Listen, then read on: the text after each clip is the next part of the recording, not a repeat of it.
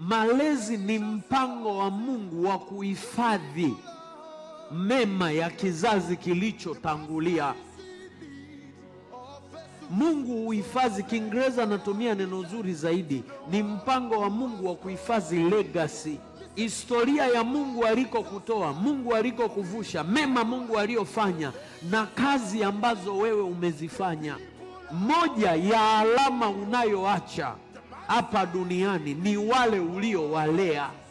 Kwa hiyo kwa nini ni lazima kulelewa? Kwa sababu kuna mema ya kizazi kilichopita tunatakiwa kuyapokea, tubaki nayo. Na njia ya kuyapokea hayo mema sio kwa kuambiwa, ni kwa kulelewa. Kwa nini tunalia leo hii uamsho haupo Tanzania? Kwa sababu kizazi kilichotakiwa kipokee mema kutoka kwa wazee hakikulelewa. Wakati hichi kizazi kinavyoinuka, ilitakiwa kuna wazee wawe wameambukiza. Now listen to me, yani ilitakiwa leo hii tuwe na watu ambao wakiongea ni kama mzee Kulola ameongea. Malezi huwa yana nguvu ya kumfikisha mtu wapo. Akitoa sauti tunamuona yule aliye. Wangapi mnanielewa nikisema hivyo? Ilikuwaje kwa Elia na Elisha? Walipoona Elisha anarudi mwenyewe, ameyapiga maji yamegawanyika, anatembea palipokuwa na mto, manabii wote wakasema roho ya Elia iko juu ya Elisha. Kwa hiyo malezi, kumbe hii ni sababu ya nne ya kulea, ndio njia Mungu aliyoichagua ya kutunza legacy.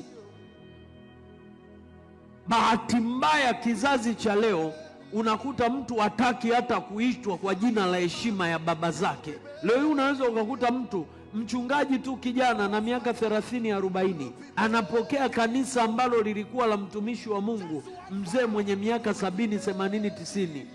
Huyu mzee amemtumikia Mungu, alafu la kwanza ambalo unamkuta huyu kijana anaanza kufanya, anaanza kufuta mema yote ya yule mzee. Anatoa wazee wake wote wa kanisa, anaweka wengine, anaweza hata madhabahu hii akahamishia kule, yani anabadilisha kila kitu. Kwa nini? Kuna roho ya watu kuto kutaka kulelewa, wanataka kufuta kabisa. Hawajui Mungu wetu ni Mungu anayetembea na sisi vizazi hata vizazi. Ndio maana anajitambulisha Mungu wa Ibrahimu, Mungu wa Isaka, Mungu wa Yakobo.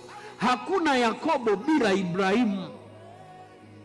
Na namna gani hii legacy yote inatunzwa? Mpango wa Mungu wa kuhifadhi legacy ni kupitia malezi. Naongea na vijana, moja ya